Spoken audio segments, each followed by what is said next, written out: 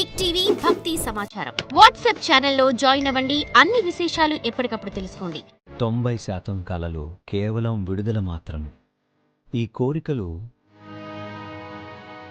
రాత్రివేళ విడుదలవుతున్నాయి. ఇక రెండో రకం కలలు చాలా విషయాలు చెప్తాయి మీరు చూడగలిగితే. ముఖ్యంగా మీ ఆరోగ్యం విషయంలో ఏదైనా ఉంటే చెప్తుంది. ఇక మూడో రకం కలలు మన లోపల దాగి ఉన్న కొత్త జ్ఞాపకాలు బయటికి రావడం. ఇది చాలా బాధాకరంగా ఉండగలదు. ఇంకో రకం కలలు ఉన్నాయి, తంత్ర. అంటే మీరు ఒక ఊహ చేసి మెల్లిగా దాన్ని నిజం చేస్తారు.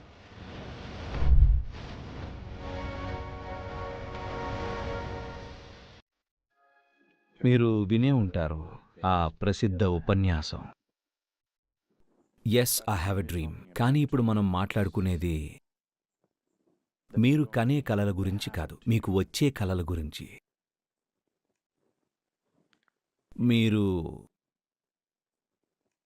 మీరు వాటిని రూపొందించరు. అవి ప్రస్తుత జీవితానికి సంబంధించినవి కావు, కానీ ఎక్కడ్నుంచో మీకు వస్తున్నాయి అనిపించే కలల గురించి. ఈ కలలను 4 భాగాలుగా విభజించవచ్చు. 4 భాగాలుగా. ఈ 4 భాగాలను ఇంకా చాలా భాగాలుగా విభజించవచ్చు. కానీ మనం ఈ 4 భాగాల గురించి మాట్లాడుకుందాం. 90% లేదా అంతకంటే ఎక్కువ, 90% కలలు కేవలం విడుదల కోసమే.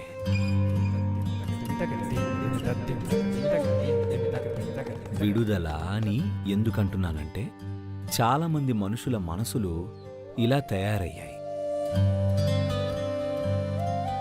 వాళ్ళు ఇలా చేయకుండా ఉండలేరు.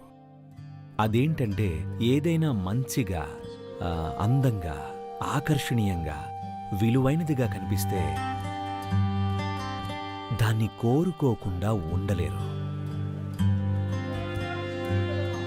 రోజంతా మనసు పుట్టించే ఈ అనేక కోరికలు, చాలా కోరికలు అసలు తెలిసి కోరుకునేవి కూడా కాదు. వాటంతట అవే పుట్టేస్తూ ఉంటాయి. ఎందుకంటే మనసు ఆ స్థితిలో ఉంది. ఏదైనా మంచిగా ఉందంటే అది నాకు కావాలి. మనసు అలా ఉన్నప్పుడు అది ఎన్నెన్నో విషయాలను కోరుకుంటూ ఉంటుంది. ఆ కోరికలన్నీ నిజంగా తీరకపోవడం అనేది నిజానికి మీ అదృష్టం. అవన్నీ నిజమైతే మీ జీవితం ఎంతో గందరగోళంగా తయారవుతుంది. అందుకే ఈ కలలు మీకు సహాయపడతాయి. ఇప్పుడు మీరు హఠయోగా ప్రోగ్రాంలో ఉన్నారు. పొద్దున్నే తెల్లవారుజామున లేచి 4 గంటల పాటు సాధన చేసి చదువుకొని అన్నీ పూర్తి చేసిన తర్వాత మధ్యాహ్నం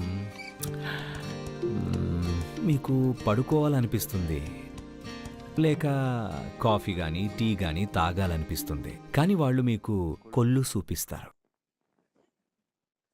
ప్రస్తుతం ప్రసిద్ధి చెందిన కొల్లు సూప్. ఇప్పుడు మీ మనసిలా అనుకుంటుంది, అయ్యో కాఫీ తాగితే బావుండు అని, టీ తాగితే బావుండు అని, ఏదో ఒకటి. ఆ రాత్రి మీ కలలో మీరు ఒక పీప నిండా కాఫీ తాగుతున్నట్టు కనిపిస్తుంది.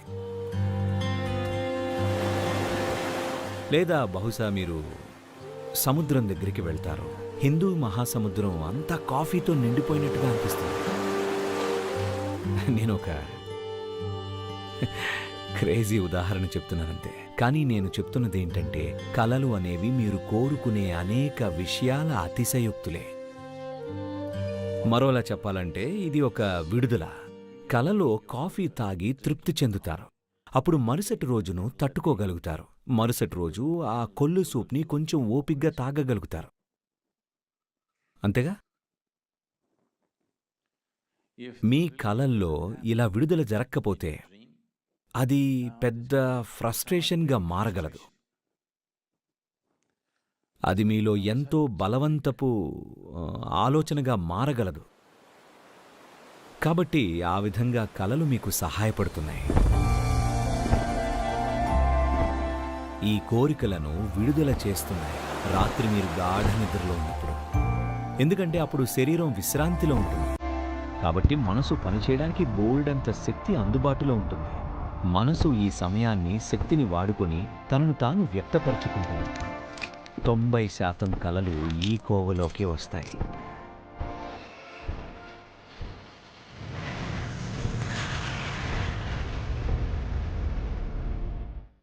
అయితే వీటి గురించి ఏమీ చేయాల్సిన అవసరం లేదు. గుర్తుంచుకోవాల్సింది కూడా ఏమీ లేదు. గుర్తుంచుకోవాల్సిన అవసరం కూడా లేదు. దాన్ని వదిలేయచ్చు. కానీ మీకు రోజు చాలా కలలు వస్తున్నట్లయితే మీరు పగటి వేళని గమనించాలి. మీరు మరింత ఎరుకతో ఉండాలి. మీరు పగటిపూట ఎంత ఎరుకతో ఉంటే రాత్రిపూట అంత తక్కువ కలలు వస్తాయి. మీరు ఎరుక లేకుండా చుట్టూ ఉన్న వాటిని ఎంత ఎక్కువగా కోరుకుంటే అంత ఎక్కువ కలలు వస్తాయి. ఇది మీ అనుభవంలో స్పష్టంగా తెలుస్తుంది. మీరు రోజంతా బాగా ధ్యానం చేస్తే రాత్రి నిద్రపోయేటప్పుడు అసలు కలలనేవే రావు. వస్తాయి, కానీ అవి చాలా తక్కువగా వస్తాయన్నమాట. కలల మరో రూపం అది ప్రారబ్ధం అనేది ఒకటి ఉంది. ప్రారబ్ధం అంటే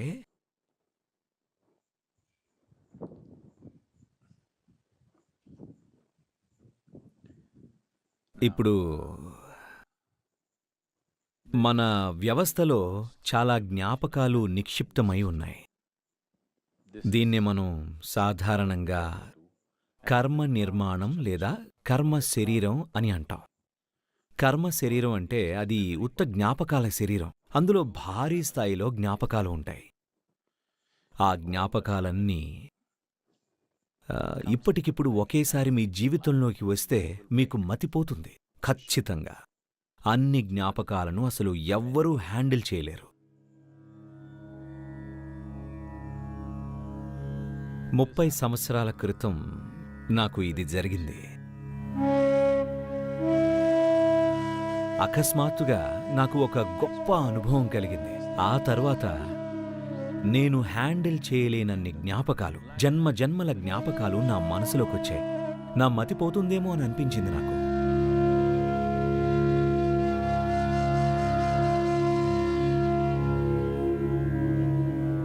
ఒక అసాధారణమైన అనుభూతి ఉంది కాబట్టి దాన్ని తట్టుకోవడం సాధ్యపడింది. లేకపోతే మతిపోతుందంతే. అంత ఎక్కువ జ్ఞాపకాలు మీ మానసిక నిర్మాణంపై పడినప్పుడు అది హ్యాండిల్ చేయలేదు. నిద్రాణంగా ఉన్న జ్ఞాపకాలు ఇలా సచేతనం అవ్వడాన్ని. అందుకే ప్రకృతి ఒక మార్గాన్ని ఏర్పాటు చేసింది, లేదా మన వ్యవస్థ ఒక పద్ధతిని అభివృద్ధి చేసుకుంది. అదేంటంటే ఆ జ్ఞాపకాల్లో కొంత భాగాన్ని ప్రస్తుతానికి కేటాయించబడిన జ్ఞాపకాలుగా తెచ్చుకుంటుంది. ప్రస్తుతం వ్యవహరించేందుకు. దీన్నే ప్రారబ్ధం అంటారు. ఇది చాలా సాధారణ పదం. అంటే మన అమ్మమ్మల కాలంలో రోజువారీ సంభాషణల్లో వాడేవారు. ఈ రోజుల్లో ఇవన్నీ మాయమైపోతున్నాయి. అయితే ఇప్పటికీ పల్లెటూళ్లలో బాగానే వాడుకలో ఉందనుకుంటా. ఏదైనా వాళ్ళు అనుకున్నట్టు జరగకపోతుంటే అయ్యో ప్రారబ్ధం అంటారు. అంటే ఇది ఇప్పటికే కేటాయించబడిన జ్ఞాపకం. అది నడుస్తోంది, జరుగుతోంది. ఇక్కడ జరగడం లేదు, అక్కడ జరుగుతుంది. కాని దాన్ని కూడా ఎలా చూస్తారంటే మీలో ముద్రించబడి ఉన్నది మీ ముందు జరుగుతోందని అంటారు. కాబట్టి అది రెండో రకం కల. అది జరుగుతోంది. అది మీ రోజువారీ ప్రవర్తనలో, మీ ఆలోచనలో, మీ భావోద్వేగాలలో, మీ శరీరం అనుభూతి చెందే విధానంలో జరుగుతుంది. మీరు జాగ్రత్తగా గమనిస్తే, ప్రతిరోజు ఉదయం మేల్కొనేటప్పుడు మీరు చాలా జాగ్రత్తగా గమనిస్తే కేవలం కండరాల నిర్మాణాన్ని మాత్రమే కాదు, మీ శరీరానికి ఎలా అనిపిస్తుందో జాగ్రత్తగా గమనిస్తే ప్రతిరోజు అది భిన్నంగా ఉండడాన్ని మీరే గమనిస్తారు. ఎందుకంటే ప్రారబ్ధం ఒక విధంగా ప్రభావం చూపి అది చూడండి జరిగే ప్రతీదీ అంటే మానసిక స్థాయిలో జరిగే ప్రతి జ్ఞాపక విడుదల సహజంగానే ఒక అనుభూతిని లేదా ఒక అనుభూతి శైలిని సృష్టిస్తుంది మన శరీర స్థాయిలో. కాబట్టి ఆ రోజు ఎలాంటి ప్రారబ్ధం ఉందో దాన్ని బట్టి మీ శరీరం ఒకలా అనుభూతి చెందడం మొదలవుతుంది. ఆమ్, ఎరుక గలవారు శరీరానికి ఇవాళ ఎలా అనిపిస్తుందో గమనిస్తే ఆ రోజు ఏం ఎదురవబోతుందో మీకు తెలిసిపోతుంది. మీలో చాలామంది గమనించే ఉంటారు కొన్ని రోజులు తీవ్రమైనదేదో జరిగిన రోజుల్లో ఎలాగో గాని ఆ రోజు ఉదయమే మీకు వింతగా అనిపిస్తుంటుంది. ఆ రోజు వెళ్ళి దేన్నో గుద్దుతారు. చాలామంది వాళ్ళు గొప్పవాళ్ళేం కానక్కర్లేదు, లేదా తమ లోపల ఏం జరుగుతుందో గొప్ప ఎరుక ఉండాల్సిన అవసరం కూడా లేదు.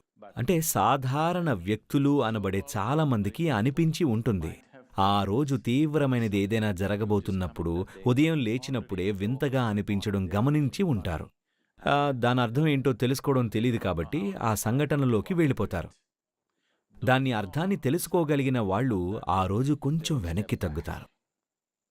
వాళ్ళకి తెలుసు ఈరోజు మంచి రోజు కాదు అని.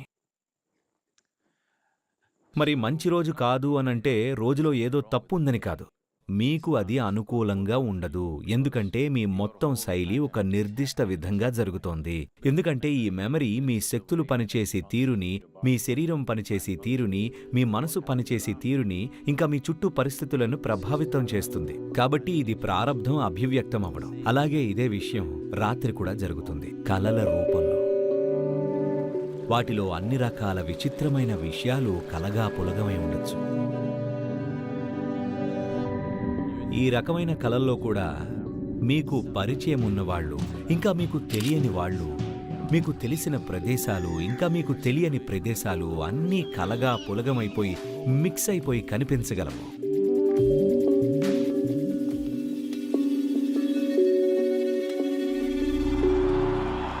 చాలామంది ఇలాంటి కలలను గమనించి ఉంటారు.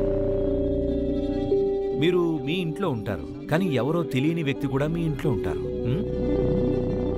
లేదా మీరు వేరే ఏదో చోట ఉంటారు, కానీ మీ వాళ్ళంతా కూడా అక్కడ ఉంటారు.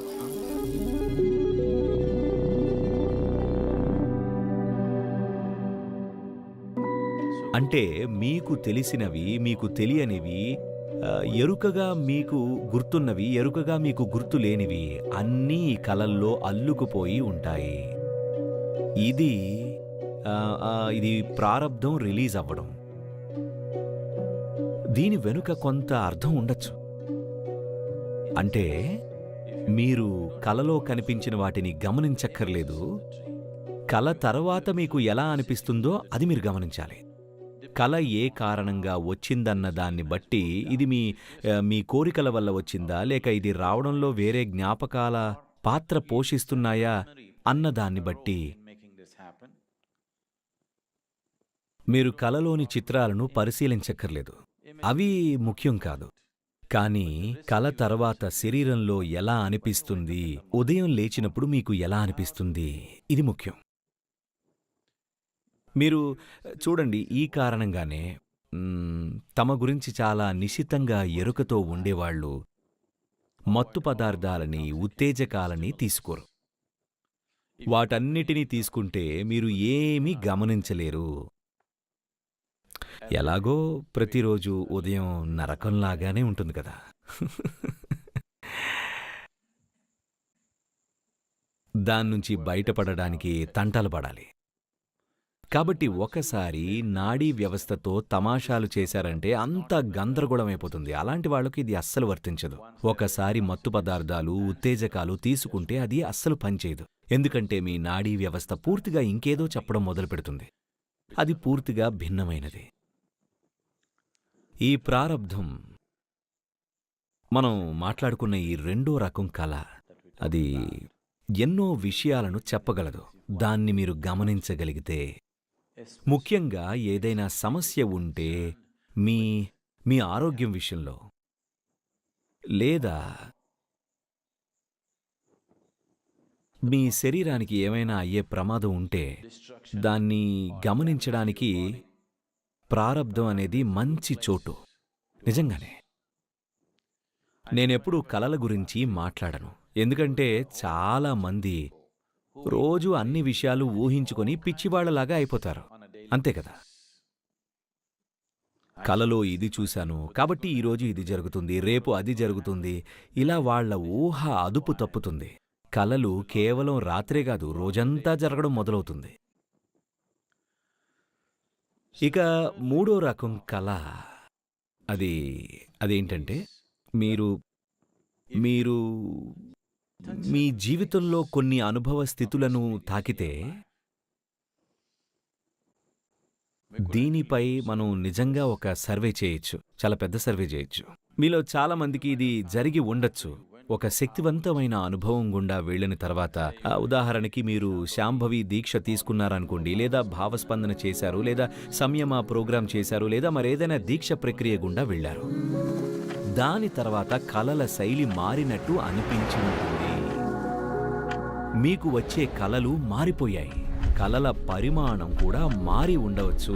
తక్కువ కావచ్చు, ఎక్కువ కావచ్చు, ఏదో ఒకటి, ఏదో మార్పు వచ్చి ఉంటుంది ఒక శక్తివంతమైన అనుభవం తర్వాత.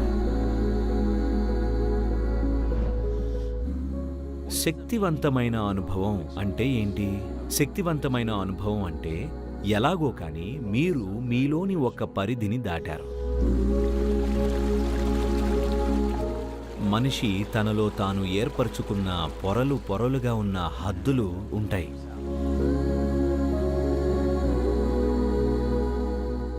ఒకరోజు మీరు ఒక హద్దుని దాటారు, లేదా మీరు ఒక పొరను దాటారు.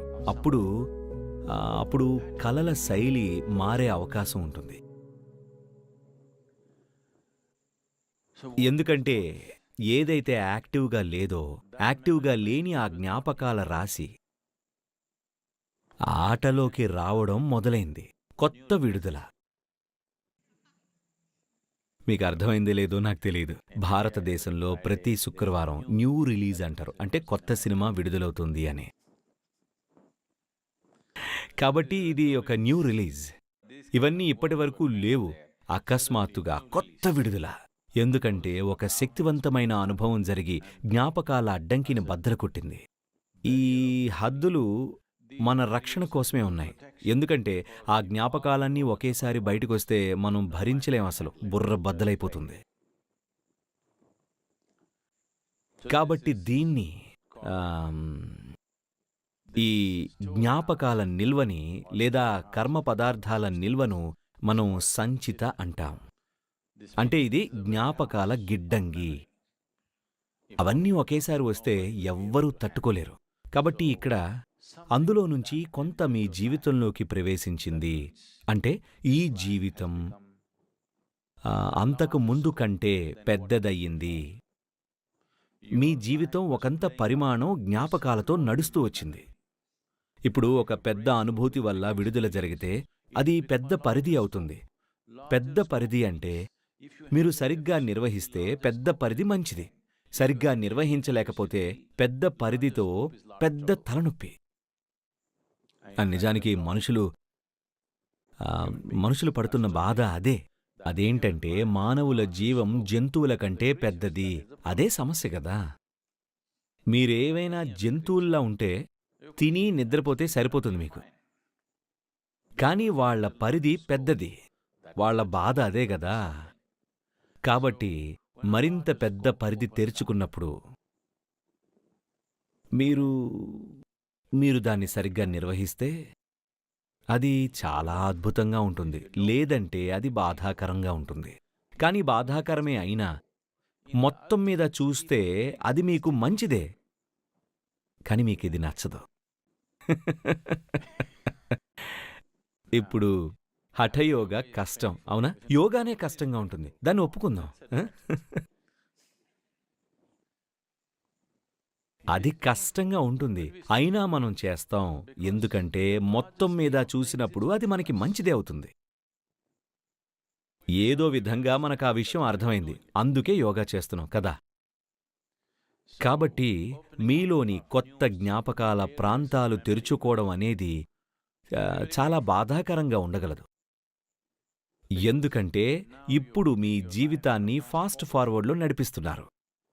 వేటినైతే మీరు బహుశా తర్వాత తడవలో నిర్వహించాలో దాన్ని మీరు ఈ తడవలోనే నిర్వహించాలని చూస్తున్నారు. ఎందుకంటే మీరు కొంచెం తొందరలో ఉన్నారు. మీకు మరో ఎడిషన్ వద్దు. మీరు చెప్పాలనుకున్నదంతా ఈ ఎడిషన్లోనే చెప్పాలనుకుంటున్నారు. అప్పుడది మరింత క్లిష్టంగా అవుతుంది. అంతే కదండి? కానీ మీరు సరిగ్గా నిర్వహిస్తే అది చాలా బావుంటుంది. లేదంటే అకస్మాత్తుగా ఆధ్యాత్మికంలోకి రాగానే విశ్వంలో అన్నీ మిమ్మల్ని తన్నేస్తున్నట్టు అనిపిస్తుంది అన్ని వైపుల నుంచి. ఎందుకంటే అది అలానే ఉంటుంది.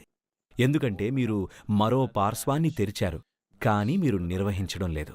మీరు ఎక్కడి నుంచి వచ్చారో నాకు తెలియదు కానీ ఇండియాలో 10th స్టాండర్డ్ అనేది ఒకటుంటుంది. అది బోర్డ్ ఎగ్జామ్. సరేనా? ఈ క్లాస్లో పెద్దగా ఏమీ ఉండవు. చాలా చాలా తక్కువే. కానీ ఈ క్లాసులో పిల్లలు చాలా భయపడిపోతూ ఉంటారు. ఎందుకంటే పేపర్లు దిద్దేది వాళ్ళ టీచర్లు కాదు, వేరే వాళ్ళెవరో దిద్దుతారు. అంటే అది అప్పటి వరకు ఎలా పాస్ అయ్యారు అనే దాని మీద ఆధారపడి ఉంటుంది. చాలామంది భయపడతారు. ఇక అంటే పరీక్ష వచ్చే రోజు విరోచనాల మందులు బాగా అమ్ముడైపోతూ ఉంటాయి. ఇలా ఎగ్జామ్ వచ్చినప్పుడు ఇదంతా జరుగుతూ ఉంటుంది. ఇది కేవలం ఒక రకమైన దీన్ని పిల్లలని సిద్ధం చేయడం అనొచ్చు. ఇది ఒక రిహార్సల్. 12వ తరగతిలో వచ్చే హైస్కూల్ ఎగ్జామ్కి ఇది రిహార్సల్ లాంటిది. 10వ తరగతి పాస్ అయితే విద్యలో ఒక మైలురాయిగా చూసే 10వ తరగతి పాస్ అయితే మీరు మెరుగైన చోటికి వెళ్లరు. అకస్మాత్తుగా 11, 12 పూర్తిగా వేరేలా ఉంటాయి అంతే. అప్పటి వరకు ఇది ఇలా ఉంటే ఒక్కసారిగా 11, 12 పూర్తిగా అంటే ప్రతిదీ కనీసం 4 రెట్లు పెరుగుతుంది. అంటే సిలబస్ విషయంలో కానీ, సంక్లిష్టత విషయంలో కానీ, మీరు చదవాల్సిన దాని విషయంలో కూడా. కాబట్టి పాస్ అవ్వడం ప్రతిసారి మంచిది కాదు. కానీ మీరు పాస్ కాకపోతే మీరు తర్వాత స్థాయికి వెళ్ళలేరు. మీరు అక్కడే ఉండిపోతే ఎదుగుదల లేక బాధపడతారు. తర్వాత స్థాయికి వెళ్తే మరింత పెద్ద సవాలు వల్ల ఇంకొక బాధ. సవాలు ఉండి తీరుతుంది. ఇది కూడా అచ్చం అలాంటిదే. మీరు అక్కడే ఉంటే జీవితం సౌకర్యవంతంగా అనిపిస్తుంది. మీరు తర్వాత స్థాయికి వెళ్తే అది ఖచ్చితంగా తర్వాత స్థాయికి వెళ్లడమే, కానీ నిర్వహించడానికి అది మరింత పెద్ద సవాలు.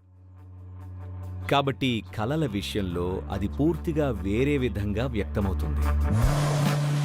ఒకసారి సంచిత మీ కలలో వ్యక్తం కావడం మొదలైతే అది పూర్తిగా ఏమాత్రం అర్థం లేని కలలుగా మారుతుంది.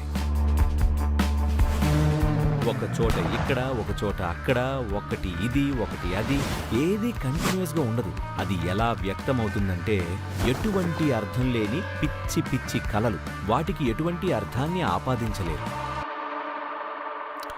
ఇది జరిగింది. మీరు బెర్నార్డ్ షా గురించి విన్నారా? బెర్నార్డ్ షా గురించి వినలేదా? నాటక రచయిత. ఓకే.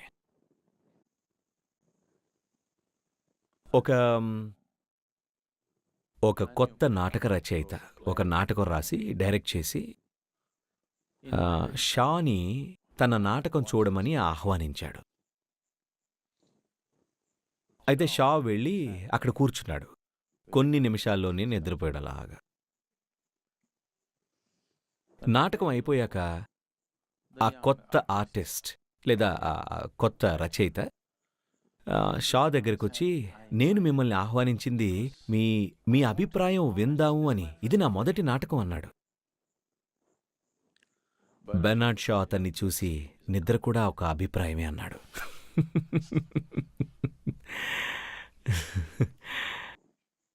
అలాగే మీరు బాగా నిద్రపోతున్నారా లేదా అనేది మీ జీవితం గురించి చెప్తుంది. ఇక మరో రకం కల ఒకటుంది. నిజానికి అది ఒక కల కాదు. ఇప్పుడు ఇక్కడ భైరవి ఉంది. ఆమె ఒక కల, మేము ఆమెను కలగన్నాం. మీరు ఒక విషయాన్ని ఎలా కలగంటారంటే అది వాస్తవం అయ్యేలా, లేదా మరోలా చెప్పాలంటే ఇది ఒక కల, మీ చైతన్యాన్ని ఇంకా శక్తిని ఒక నిర్దిష్ట విధంగా స్థాపించడం అనేది. నేను ఇటీవల కూడా ప్రస్తావించాను, ఆస్ట్రేలియాలో అక్కడి ఆదిమ ప్రజలు సృష్టి జరిగిన సమయాన్ని డ్రీమ్ టైం అని పిలుస్తారు. సృష్టికర్త దాన్ని కలగన్నాడు. మరి భారతదేశంలో మనం దీన్ని మాయా అంటాం, లేదా భ్రమ అంటాం, లేదా భ్రమను కళ అని కూడా అనొచ్చు కదా. దాన్ని డ్రీమ్ టైం అంటారు. సృష్టి జరిగిన సమయాన్ని డ్రీమ్ టైం అంటారు. మనం లీలా అంటాం. ఆయన తెలుసా, సృష్టికర్త. తను తన మాయ అల్లుతూ ఆడుకుంటున్నాడు. ఇప్పుడు లీల, మాయ, ఈ రెండు పదాలు సృష్టిని వర్ణిస్తాయి. ఇవి అత్యంత తగిన వర్ణనలు, ఎందుకంటే అది అలాగే ఉంది. ఇంకా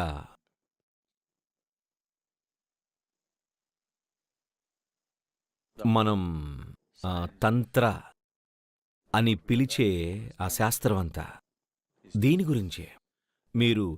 మీరు ఒకటి ఊహించుకొని మెల్లగా దాన్ని వాస్తవికతలోకి తీసుకొస్తారు. మొదట దాన్ని ఇక్కడ సృష్టిస్తారు, ఆపై నెమ్మదిగా బయటకు తీసుకొస్తారు, ఆపై అది వాస్తవం అవుతుంది. దేవతలందరూ ఇలాగే వచ్చారు, ఒక ప్రత్యేక ప్రయోజనం కోసం. వాళ్ళు వారిని ఇక్కడ సృష్టించారు, ఆపై బయటకు తీసుకొచ్చారు, అన్నిట్లానే వాస్తవమైనదిగా. అందరి అనుభవంలో కేవలం ఆ ఒక్కరి, ఒకవేళ అది మీ అనుభవంలో మాత్రమే నిజమైతే అది ఇంకా కల కావచ్చు. మీ కల అందరికీ ఒక సజీవ అనుభవం అయినప్పుడు అదే వాస్తవం, అంతే కదా. మీరు ఏదో చెప్పి వాళ్లను ప్రభావితం చేయడానికి ప్రయత్నించడం వల్ల కాదు, మీరు శక్తివంతమైన సూచనతో వాళ్లను హిప్నటైజ్ చేయడం వల్ల కాదు, ఇవేవీ తెలియని అవసరం లేదు.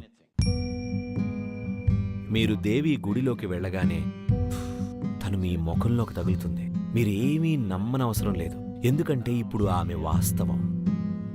కానీ కేవలం 2-3 సంవత్సరాల క్రితం ఆమె కేవలం ఒక కల. కాబట్టి ఈ కల ఇప్పుడు వ్యక్తమైన వాస్తవం. ఇక మనం అందరం కూడా అలాగే వచ్చాం. ఇది ఒక కల, ఒక నిర్దిష్ట విధంగా భౌతిక వ్యక్తీకరణ పొందింది. కానీ ఎటువంటి పదార్థాన్ని ఉపయోగించకుండానే మీరు కలకు వ్యక్తీకరణ ఇవ్వచ్చు. నిజానికి ఇది కల కాదు, ఇది సృష్టి.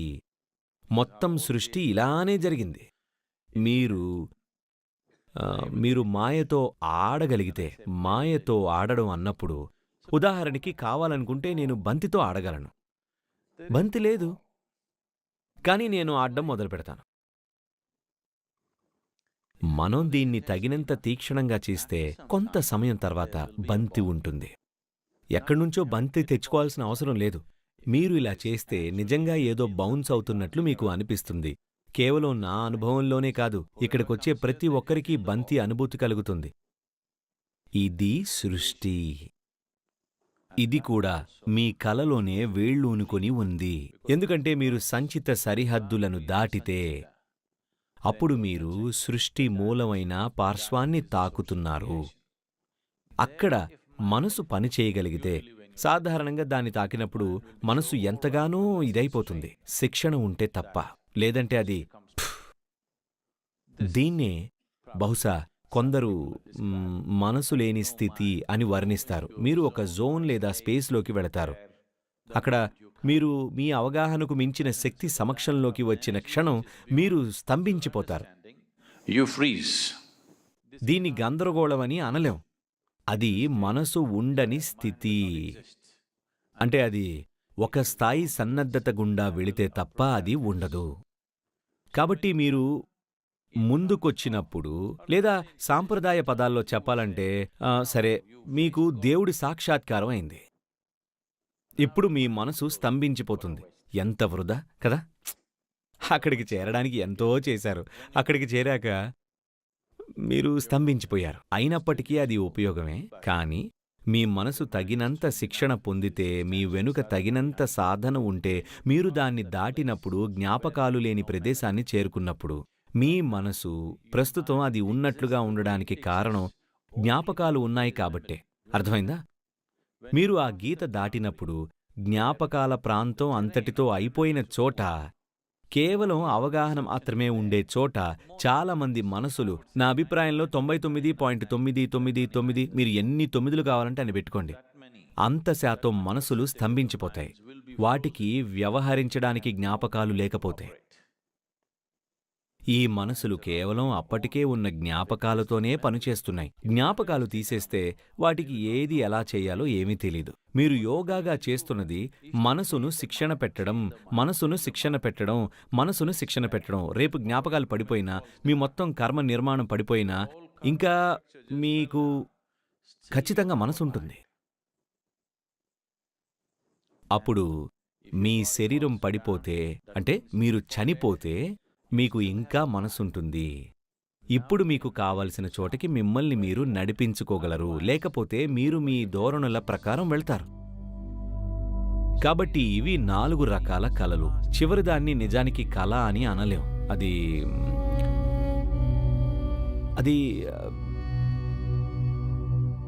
ఏమంటారు దాన్ని? అది ఉనికి యొక్క అవతలి ఒడ్డు. అది ఈ ఒడ్డు కాదు, అది ఉనికి యొక్క అవతలి ఒడ్డు. కాబట్టి నేను మీకు సలహాగా ఒక విషయం చెప్పాలి. అది ఏ కళ అయినా దాన్ని పట్టించుకోకుండా ఉండడం నేర్చుకోండి. ఎందుకంటే మీరు కళల్లో అర్థాలు వెతకడం మొదలు పెడితే మీ జీవితానికి అర్థం పోతుంది. మీరు భ్రమలకు లోనవుతారు.